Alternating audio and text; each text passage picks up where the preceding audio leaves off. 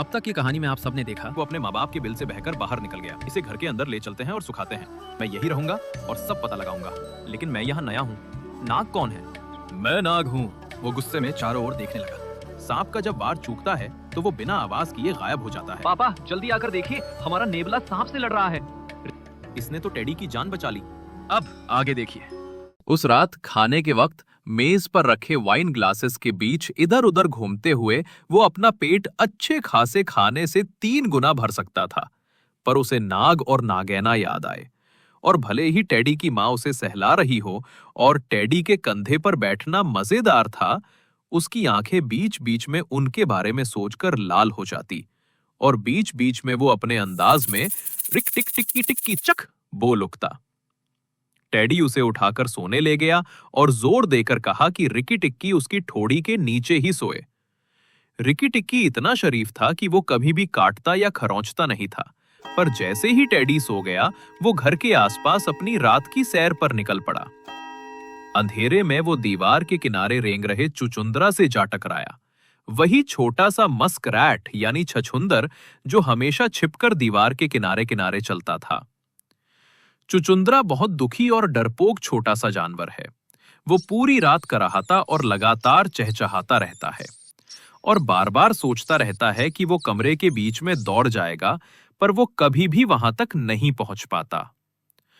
मुझे मत मारो, चुचुंदरा ने लगभग रोते हुए कहा। रिकी टिक्की, मुझे मत मारो। क्या तुम्हें लगता है सांप मारने वाला एक छछूंदर को मारेगा? रिक्की टिक्की ने उसे चिढ़ाते हुए कहा। जो सांप मारते हैं वही सांपों से मरते हैं, चुचुंदरा ने और भी उदास होकर कहा। और मैं कैसे भरोसा करूं कि किसी अंधेरी रात नाग मुझको तुम्हें समझकर नहीं मार देगा? कोई खतरा नहीं है, रिक्की टिक्की ने कहा। नाग अब बगीचे में है और मुझे पता है तुम वहां नहीं जाते। मेरा कजिन चूहा यानी चूहा ने मुझसे कहा। चुचुंदरा बोल रहा था और फिर रुक गया। उसने क्या कहा? श्श्श, नाग हर जगह है रिक्की टिक्की। तुम्हें चूहा से बगीचे में बात करनी चाहिए थी। मैंने नहीं की। तो बताओ, जल्दी बताओ चुचुंदरा, वरना मैं तुम्हें अभी काट लूंगा। चुचुंदरा बैठ गया और इतना रोया कि आंसू उसकी मूंछों पर टपकने लगे। मैं बहुत ही कमजोर हूं, वो हकलाकर बोला। मुझ में यहां तक कि इतनी हिम्मत भी नहीं है कि मैं बीच कमरे में दौड़कर जाऊं। श्श्श, मुझे तुम्हें कुछ भी बताना नहीं चाहिए। क्या तुम सुन नहीं रहे रिक्की टिक्की? रिक्की टिक्की ने ध्यान से सुना। घर बिल्कुल खामोश था, पर उसे लगा कि वो दुनिया की हल्की से हल्की आवाज भी सुन सकता है, चाहे वो कोई मक्खी की खिड़की के कांच पर चलने की आवाज ही क्यों ना हो, या सांप की खाल की सूखी खरोंच की आवाज ईंटों पर। यही नाग या नागैना होंगे, उसने अपने आप से कहा। और वो बाथरूम की नाली में रेंग रहे हैं। तुम ठीक कह रहे थे चुचुंदरा, मुझे चूहा से बात करनी चाहिए थी। वो चुपके से टेडी के बाथरूम की ओर गया। वहां कुछ नहीं था। फिर टेडी की मां के बाथरूम में गया। दीवार के प्लास्टर के नीचे एक ईंट निकालकर नाली बनाई गई थी ताकि नहाने का पानी निकल सके। जैसे ही रिक्की टिक्की बाथटब के पास बने ईंटों के किनारे से होकर अंदर घुसा, उसे बाहर चांदनी में नाग और नागैना की धीमी फुसफुसाहट सुनाई दी। जब घर लोगों से खाली हो जाएगा, नागैना ने अपने पति नाग से कहा, तो उस रिक्की टिक्की को भी यहां से जाना पड़ेगा और तब पूरा बगीचा फिर से हमारा हो जाएगा। अब तुम धीरे से अंदर जाओ और याद रखना, सबसे पहले उस बड़े आदमी को डसना जिसने करैत को मारा था। फिर बाहर आकर मुझे बताना, तब हम दोनों मिलकर रिक्की टिक्की का शिकार करेंगे। लेकिन क्या तुम्हें यकीन है कि इंसानों को मारने से हमें कोई फायदा होगा? नाग ने कहा। जब इस बंगले में लोग नहीं रहते थे, तब क्या हमारे बगीचे में कोई नेवला था? जब तक बंगला खाली रहेगा, हम इस बगीचे के राजा और रानी रहेंगे। और याद रखना, जैसे ही खरबूजे की क्यारी में रखे हमारे अंडे फूटेंगे, जो शायद कल ही फूट जाएं, हमारे बच्चों को जगह और शांति चाहिए होगी। मैंने इस बात पर ध्यान ही नहीं दिया, नाग ने कहा। ठीक है, मैं अंदर जाता हूं, लेकिन उसके बाद हमें रिकी टिक्की का शिकार करने की जरूरत नहीं पड़ेगी। मैं बड़े आदमी को और उसकी पत्नी को मार दूंगा, और अगर हो सका तो बच्चे को भी। फिर चुपचाप निकल जाऊंगा। तब बंगला बिल्कुल खाली हो जाएगा और रिकी टिक्की खुद ब खुद चला जाएगा। ये सुनकर रिकी टिक्की के पूरे शरीर में गुस्से और नफरत की झंझनाहट दौड़ गई। तभी नाग का सिर नाली से अंदर आया और उसके पीछे उसका 5 फुट लंबा ठंडा शरीर। रिकी टिक्की जितना गुस्से में था, उतना ही वो डरा हुआ भी था, क्योंकि नाग वाकई में एक बड़ा और खौफनाक कोबरा था। नाग ने अपने शरीर को कुंडली मारी, सिर उठाया और अंधेरे में बाथरूम के अंदर खामोशी से बैठकर बड़े आदमी के आने का इंतजार करने लगा। रिकी ने उसकी आंखों की चमक देखी। अगर मैं इसे यहीं मार दूं तो नागैना को पता चल जाएगा, और अगर मैं इससे खुली जगह पर लड़ूं तो उसके जीतने के चांसेस ज्यादा होंगे। अब करूं तो क्या? रिकी टिक्की तावी ने सोचा। नाग धीरे धीरे झूमा। फिर रिकी ने सुना कि वो बड़े पानी के घड़े से पानी पी रहा है, जो नहाने के लिए इस्तेमाल होता था। ये अच्छा है, सांप बोला। जब करैत मारा गया था तब बड़े आदमी के पास एक लाठी थी, शायद अब भी हो, लेकिन जब वो सुबह नहाने आएगा तब लाठी साथ नहीं होगी। मैं यही ठंडे में दिन होने तक उसका इंतजार करूंगा। नागैना, क्या तुम सुन रही हो? मैं यही रुकूंगा। बाहर से कोई जवाब नहीं आया, तो रिकी समझ गया कि नागैना जा चुकी है।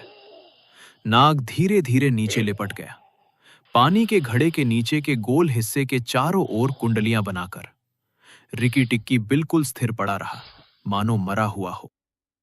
1 घंटे बाद उसने धीरे धीरे मांसपेशी दर मांसपेशी घड़े की ओर बढ़ना शुरू किया। नाग सो चुका था। रिकी ने उसके चौड़े पीठ की ओर देखा, सोचते हुए, कौन सी जगह पकड़ने के लिए सबसे ठीक होगी। अगर मैं पहले ही झटके में उसकी रीढ़ नहीं तोड़ पाया, रिकी ने सोचा, तो वो अब भी लड़ सकेगा। और अगर वो लड़ा, ओ रिकी! उसने नाग के फन के नीचे वाले मोटे हिस्से को देखा, पर वो बहुत बड़ा था। पूंछ के पास काटने से नाग और खिसिया जाएगा। मुझे उसके सिर पर ही वार करना होगा, उसने आखिर कहा, फन के ऊपर वाले हिस्से पर, और एक बार पकड़ लिया तो कभी नहीं छोड़ना। फिर वो झपटा। सिर घड़े से थोड़ा अलग था और नीचे की तरफ था।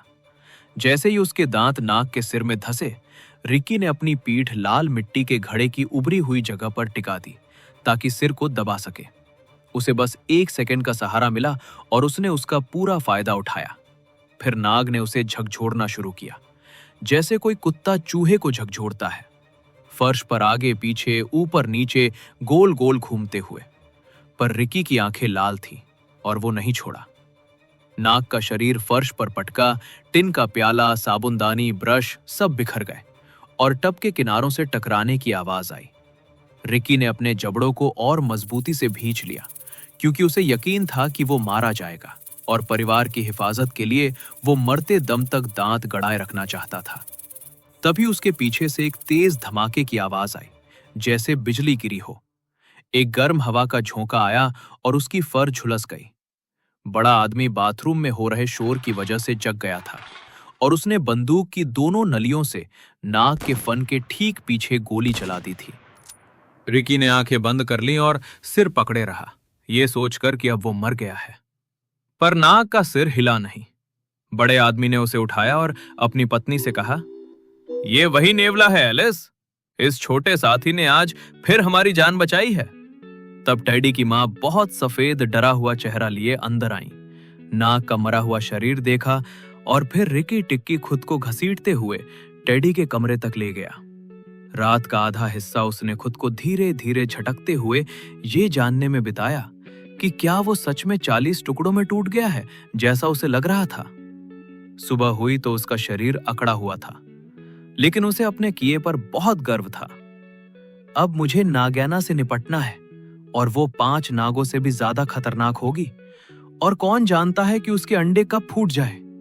हे भगवान, मुझे डार्जी से मिलना चाहिए, उसने कहा। नाश्ता किए बिना वो भागा और कांटेदार झाड़ी के पास पहुंचा, जहां डार्जी अपनी पूरी आवाज में जीत का गाना गा रहा था। नाग की मौत की खबर पूरे बगीचे में फैल चुकी थी, क्योंकि नौकर उसका मरा हुआ शरीर कूड़े के ढेर पर फेंक चुका था।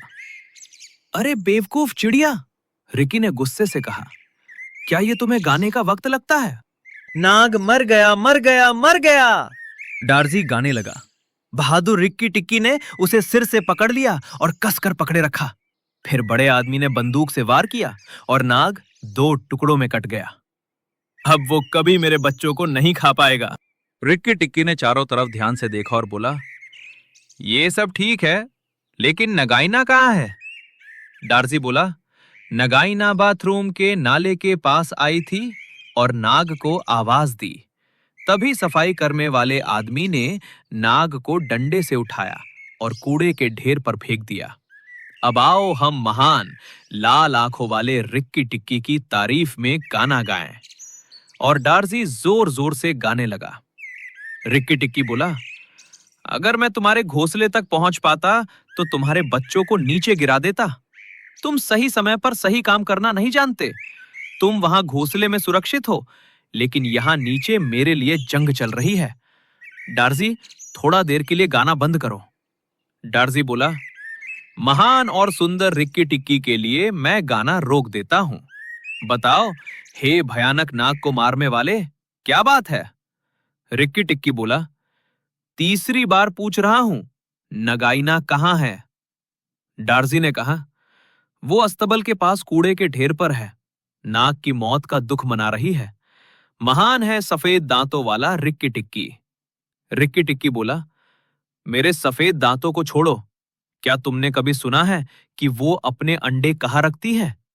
डार्जी बोला, तरबूज की क्यारी में, दीवार के पास वाले कोने में, जहां दिन भर धूप पड़ती है। उसने कई हफ्ते पहले अंडे वहां छुपा दिए थे। रिक्की टिक्की गुस्से में बोला, और तुम्हें ये मुझे बताना जरूरी नहीं लगा? दीवार के पास वाला कोना है ना? डार्जी बोला, रिक्की टिक्की, तुम उसके अंडे खाने तो नहीं जा रहे? रिक्की टिक्की बोला, अरे नहीं, बिल्कुल भी नहीं। मगर मेरे पास एक दूसरी तरकीब है। चलिए दोस्तों, जानते हैं कि रिक्की टिक्की का नगाइना से छुटकारा पाने का क्या प्लान है रिक्की टिक्की टीवी के आने वाले आखिरी एपिसोड में। तो हमारे साथ बने रहिएगा और तब तक के लिए एंजॉय एंड स्टे सेफ। और हाँ, सबसे ज़रूरी बात, ऐसी ही और दिलचस्प कहानियों के लिए हमारा चैनल ज़रूर सब्सक्राइब कीजिएगा। Thanks for watching.